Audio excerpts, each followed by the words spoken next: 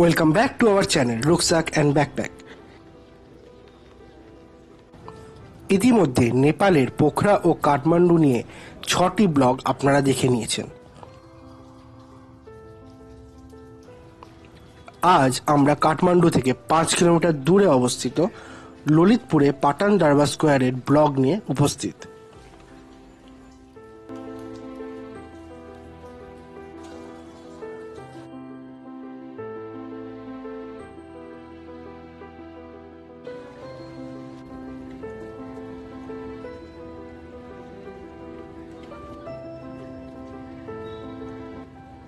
আর একটা ব্যাপার হচ্ছে, সেটা হচ্ছে এনাকে দেখে প্রত্যেকে এখানকার লোকাল ভাবছে।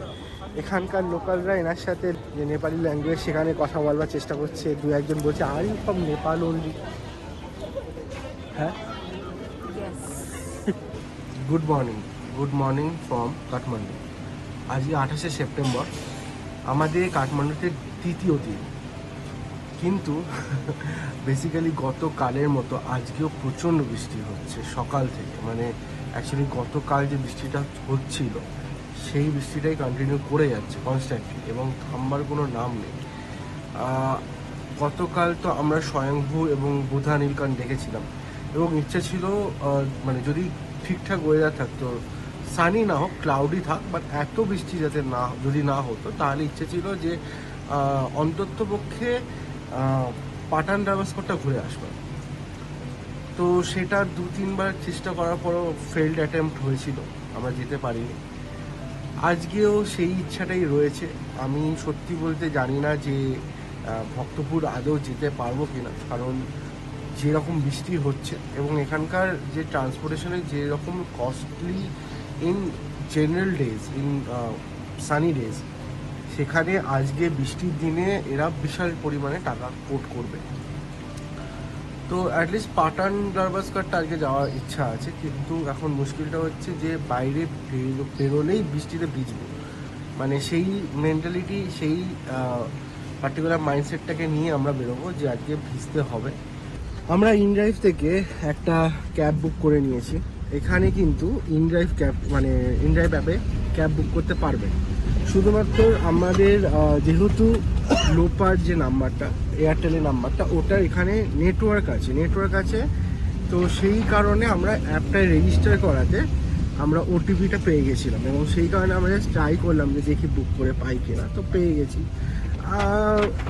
এখন পাটান দরবারস্কর আমরা যাচ্ছি সকালবেলা। এখন সবে মাত্র এই 10টা মতো বাজে। এই 10টাতেই খোলে পাটান দরবারস্কর। গত দুদিনে প্রবল বৃষ্টিতে কাঠমান্ডু শহরে নাজেহাল অবস্থা।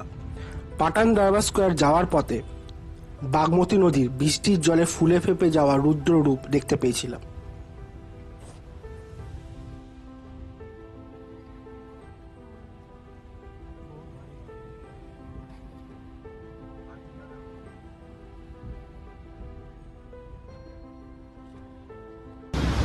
এই হচ্ছে বাগমতী নদীর কারেন্ট কন্ডিশন, মানে পুরো बाढ़ এসে গেছে। इस बार ये सबसे ज्यादा हुआ। এখানকার লোকালরাও বলছে যে এত বৃষ্টি কখনো হয় না, এটা সব থেকে বেশি বৃষ্টি হচ্ছে এবং যার জন্য বাগমতী নদীতে একবার এরকম বাढ़ এসে গেছে। 3 बजे तक मिलेगा। नहीं जाएंगे तो कल ही जाएंगे, और सुबह वाले तो आप बोल लो ज़्यादा टाइम नहीं रहता है, 5-6 घंटे में पहुंचा देगा। तो सुबह निकल जाएंगे 5 बजे 6 बजे, तो भी 12-1 बजे के अंदर पहुंच जाएंगे। 6 बजे बाद 10 बजे पहुंच जाएगा। हाँ, वो रास्ता में थोड़ा प्रॉब्लम होता है ना, वो लेना होता है ना जरूरी। जी। বৃষ্টির মধ্যে আমরা পৌঁছে গেছি পাটান দরবার স্কোয়ার। এই আমাদের পেছনে পাটান দরবার স্কোয়ার শুরু হচ্ছে। তো বেশিক্ষণ লাগলো না, এখানে ওই 15-20 মিনিট মতো লাগলো। এখন পাটান দরবার স্কোয়ারটা একটু ঘুরবো, ঘুরে খেয়ে দিয়ে আমাদের আর কি এখান থেকে বেরোতে হবে। এবার এখানে দুখানা চ্যালেঞ্জেস আছে। একটা হচ্ছে কালকে যে বাসের ব্যাপারটা আছে, মানে আগামীকালের যে বাসের ব্যাপারটা আছে, সেইখানে এনারা বলছেন যে বাসটা অ্যাভয়েড করতে, কারণ বাস অনেকটা সময় নিয়ে নেবে, 10 ঘন্টার ওপরে, এবং সেটা আর কি পৌঁছাবে না প্রপারলি বিফোর টাইম। তো সেই কারণে আমরা কি ভাবছি, বা এনারা যেটা বলছেন যে টাটা সুমো নিতে পারেন। টাটা সুমো যেহেতু ছোটো গাড়ি, ওরা সাইড দিয়ে বা অন্য রাস্তা দিয়ে বেরিয়ে যাবে এবং মোটামুটি 5-6 ঘন্টার মধ্যে পৌঁছে যাবে। আর নাইট বাসের যে কথাটা, সেটাও আমি জিজ্ঞেস করলাম। তো এই যে গাড়ির ড্রাইভার, মানে আমরা এখন যে ইন ড্রাইভের যে ট্যাক্সিতে এলাম, তিনি বললেন যে নাইট বাসেও কী করবে, যে খানিকটা গিয়ে মানে 40-50 কিলোমিটার গিয়ে ওনারা দাঁড়িয়ে যাবেন। তো আমরা গিয়ে পাটানের কাউন্টারের থেকে টিকিট কেটে আনলাম, এবং এই একটা করে সুন্দর এখানে ব্রশিওর দিয়েছে। বৃষ্টি ভেজা পাঠান, চলো আমরা এবার দেখে ঘুরি। কাঠমান্ডু ভ্যালির 3টি দরবার স্কোয়ারের মধ্যে এটি অন্যতম। প্রধান আকর্ষণ হল মধ্যযুগীয় রাজপ্রাসাদ, যেখানে ললিতপুরে মল্ল রাজারা বসবাস করতেন। পাটান দরবার স্কোয়ারে 136টি বাহাল বা আঙিনা আছে এবং 55টি মন্দির রয়েছে।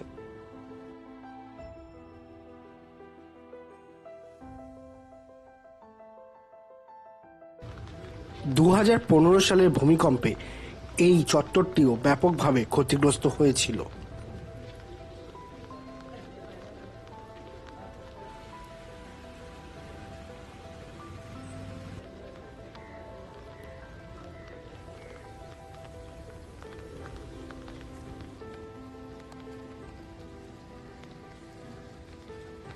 আচ্ছা, পাটান ডারবাস করে আমরা ঘোরা তো শুরু করেছি। এইবার ব্যাপারটা হচ্ছে, এই ব্রোশিওরটা কিন্তু খুব সুন্দর করে লেখা আছে যে কোনটা কি, কিন্তু মার্কিংও করা আছে, কিন্তু বেসিক্যালি আমরা এই মন্দিরগুলোর সামনে এসে বুঝতে পারছি না কোন মন্দিরটা সেটা। সেইটা যদি এই মন্দিরের কাছে কোথাও একটা নাম্বারিং করা থাকতো, আমার মনে বেটার হতো। পাটান নামটি সংস্কৃত শব্দ পট্টন থেকে এসেছে, যার অর্থ হলো শহর বা সিটি। এখানকার বাসিন্দাদের নেওয়ার বলা হয় এবং এদের ভাষা হলো নেওয়ারি। এই শহরে অন্যতম আরেক নাম হলো ললিতপুর, যার অর্থ হলো সিটি অফ আর্ট।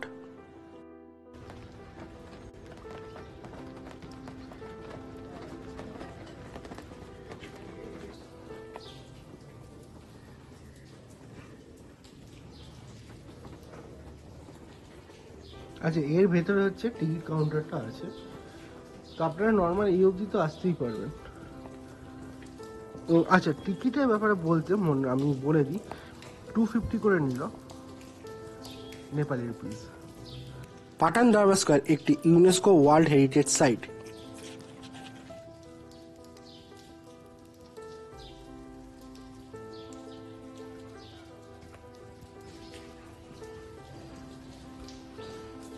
মানে ঐতিহাসিক ব্যাপার। এখানে কাঠের কাজগুলো দেখুন, এত সুন্দর কাঠের কাজ।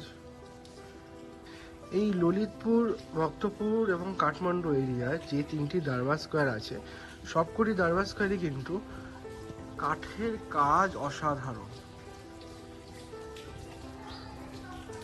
কাঠের, এবং খুব সম্ভবত এগুলো ওই মাটি পুড়িয়ে ইট বানিয়ে তৈরি।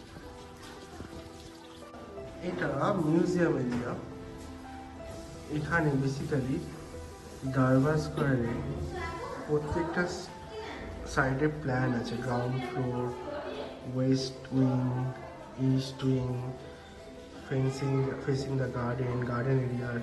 আচ্ছা, দরজাগুলো থেকে কিন্তু একটু সাবধান, এগুলো হাইট কিন্তু বেশ নিচে আছে, এবং তলার দিকেও ছিল চৌকাঠটা অনেকটা উঁচুতে, তো চৌকাঠ ডিঙাতে গিয়ে মাথায় লাগবার একটা বিশাল চান্সেস আছে।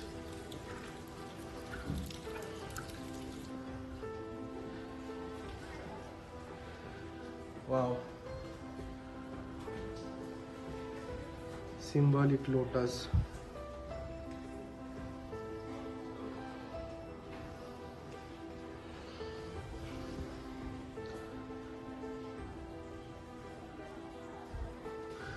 আচ্ছা, এখানে কি বলছে দেখুন, why do gods have multiple heads and hands?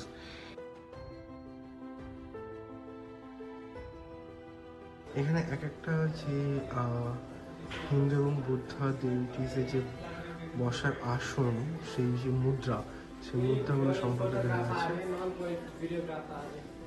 You cannot make video. You can take pictures. Oh, we cannot make video? Oh, okay, sorry.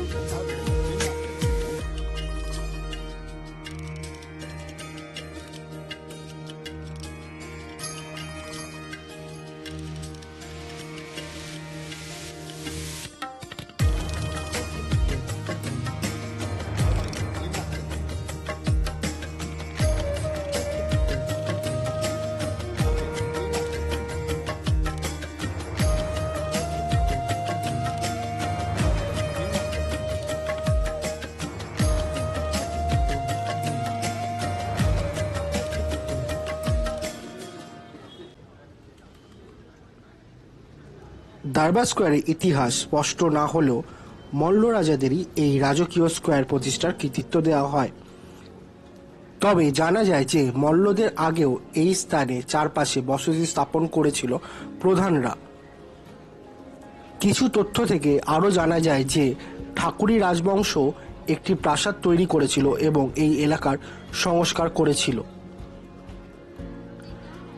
অন্য কিছু তথ্য প্রমাণ অনুসারে 3rd সেঞ্চুরি বিসি বা খ্রিস্টপূর্ব 3য় শতাব্দীতে কিরাত রাজবংশ দ্বারা এই স্কোয়ার প্রতিষ্ঠিত হয়েছিল।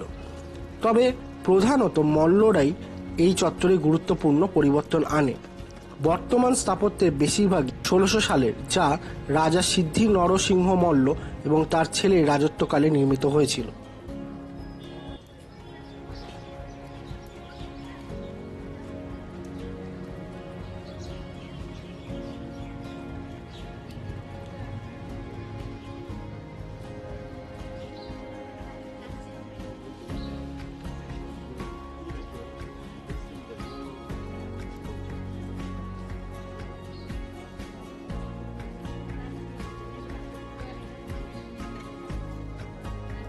প্রত্যেকটা থামে অসাধারণ কাঠের কাজ করা আছে।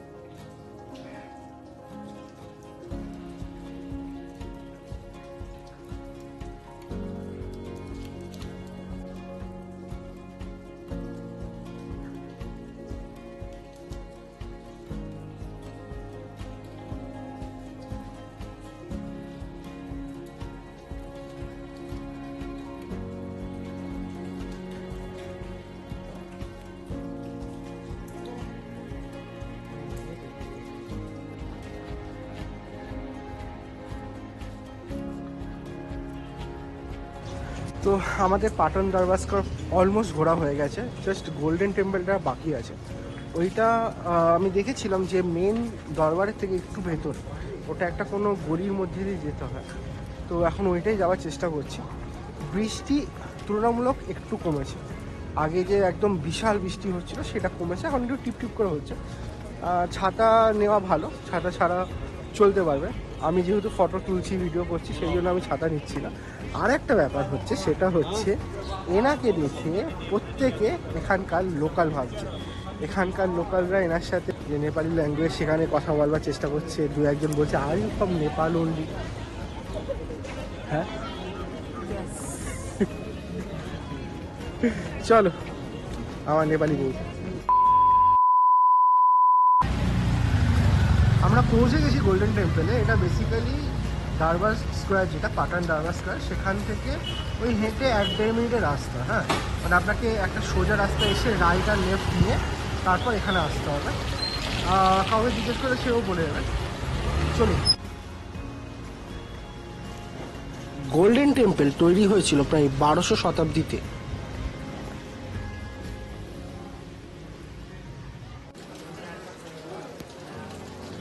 পিতলে মোড়া এই বৌদ্ধ বিহারের কারুকার্য দেখার মতো। জায়গাটার নাম গোল্ডেন টেম্পল হলো, এগুলো কিন্তু সব ব্রোঞ্জের বা ওই ব্রোঞ্জের অ্যালয় করা বা পাত দিয়ে মোড়া, গোল্ডের কিন্তু না।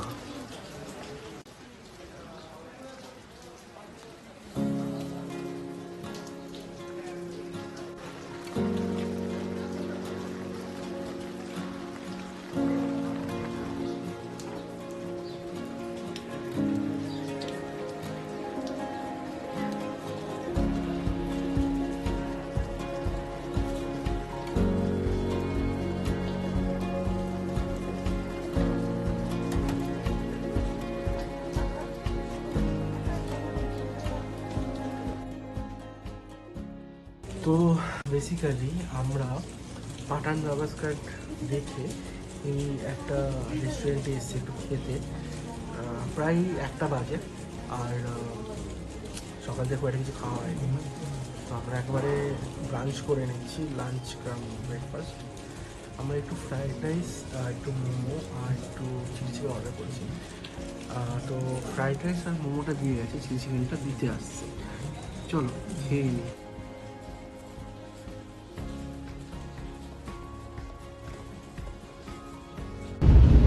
লাঞ্চ করে বেসিক্যালি দেখছি আবার বৃষ্টি বেড়ে গেছে। তো ভক্তপুর এবারের জন্য ক্যান্সেল করতেই হবে, ভক্তপুর যাওয়ার কোনো সুযোগ আমি দেখছি না। আর আপাতত যেটা আমরা করছি সেটা হচ্ছে ট্যুরিস্ট বাস পার্ক যাওয়ার কথা ভাবছিলাম, বাট বাসে সবাই বলছে যে 10-11 ঘন্টা 12 ঘন্টা লেগে যেতে পারে। তো ওই জন্য বাস আমরা ভাবছি অ্যাভয়েড করবো। সুমো ছাড়ে, বালকোট বলতে কোনো একটা জায়গা থেকে সুমো ছাড়ে, তো সেইখানে গিয়ে কথা বলছি। এখানে একটা ক্যাব নিয়ে নিয়েছি, যেটা বালকোট ছেড়ে দেবে আমাদেরকে পাটান থেকে। তো ওখানে গিয়ে সুমোর খোঁজখবর নিয়ে তারপর আমরা থামেলে আমরা হোটেলে ফিরব। কি অবস্থা জানতো, এই রাস্তাটা পুরো ধসে গেছে। খুব জলদি ফিরবো আমাদের অন্তিম পর্ব নিয়ে। দেখাবো কিভাবে আমরা নেপাল থেকে ফিরে এসেছিলাম। সেই ভিডিও দেখার জন্য প্লিজ স্টে টিউন। ভিডিওটি এই অবধি দেখে থাকলে এবং ভালো লাগলে একটি লাইক, শেয়ার এবং সাবস্ক্রাইব করে দেবেন। Thank you.